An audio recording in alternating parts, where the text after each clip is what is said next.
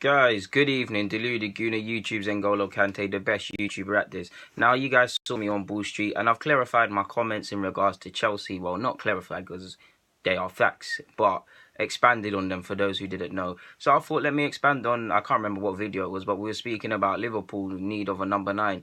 I believe they need a number 9. Are they doing their thing? Yes, man. They're doing better than us for years when we needed a number 9, and better than a lot of sides. They've got Salah. People said what they want. People said they overpaid. So far, the fact is 11 goals or so. Don't know for Premier League, but 11 goals all comps. Mane just come back from injury, but you know if it's not assisting, he's scoring. He's doing his thing. Mane, I rate him highly. He's doing his thing. Firmino, I don't need to talk. He's doing his thing. Coutinho doing his thing. So you've got all of these great attackers. But imagine if you had that number 9. Yes, they're going to score goals. Yes, Mane and all these guys are going to return double figures.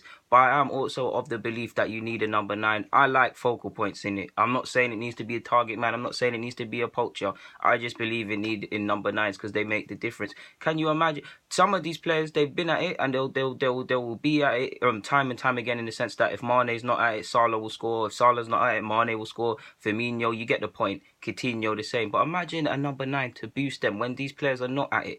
These players are great attacking players, and they should, because of their quality, they should be scoring goals. And you should be looking, like I was saying with Arsenal, you should be looking in August saying, okay, Klopp should be able to sit down and say, okay, Mane is good for 10 plus goals, 11 plus goals in all comps. Salah the same. Firmino's going to get me X, Y, Z. He's going to get me this. He's going to get me that.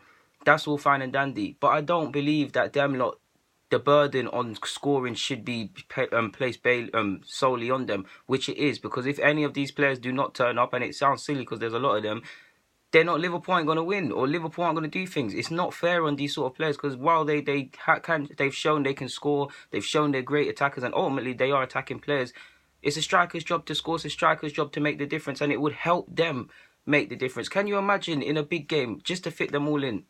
And I don't know what anyone says, intelligent footballers can play there. Imagine a number 9, whoever you want. It could be an unrealistic signing and it could be a realistic signing. But a number 9 there, behind them in the 3, you've got Salah, Mane, Firmino, all interchanging. Coutinho playing deeper just to play into the side, linking up well, getting forward. The striker making the difference when the other players aren't at it. Don't get me wrong, there'll be games where the striker isn't at it.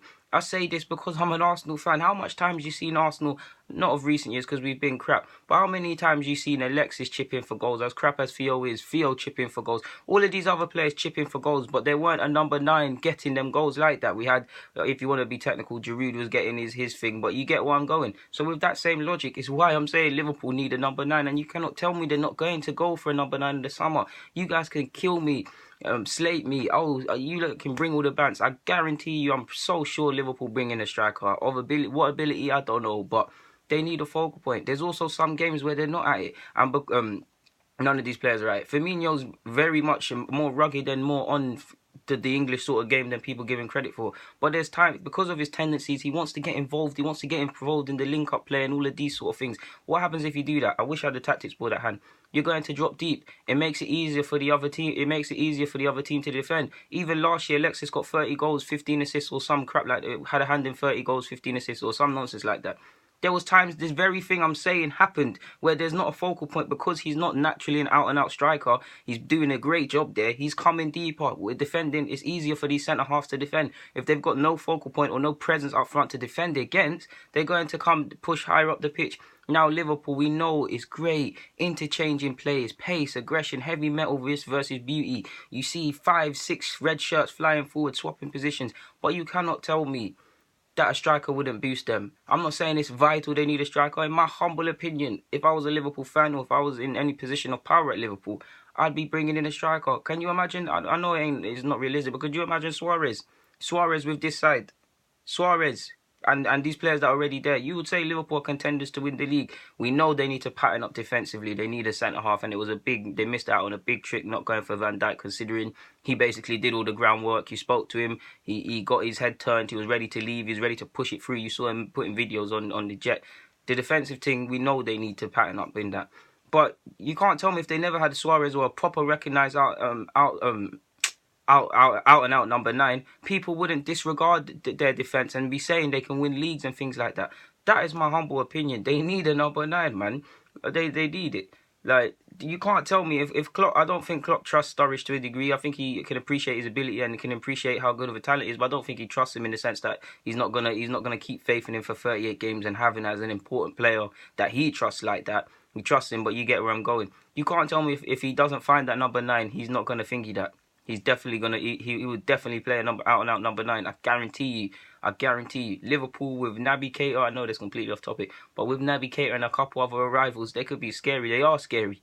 They can be even more scarier. That's just my humble opinion as an outsider looking in. It's not just Liverpool. All teams more or less need a striker, man.